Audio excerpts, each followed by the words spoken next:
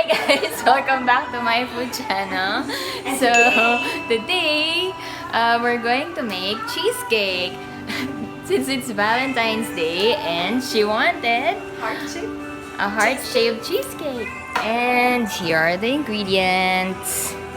Graham, butter, egg, sugar, boysenberry, vanilla, flour, sour cream, and cream cheese. So first off, lutuin muna natin yung boysenberries and melt natin yung butter. Lagay na yung butter sa Graham. Go, Yenny.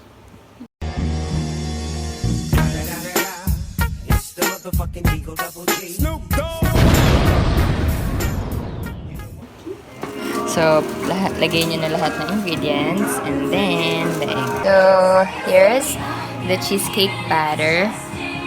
O, diba guys? Effective naman yung oyster. Yung oyster.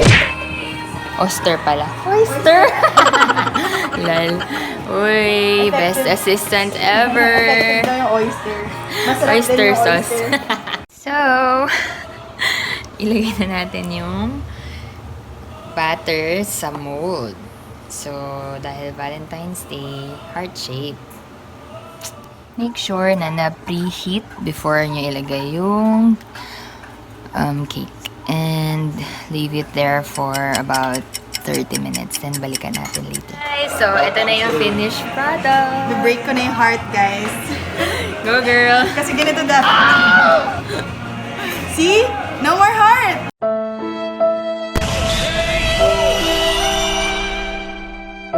Taste testing time.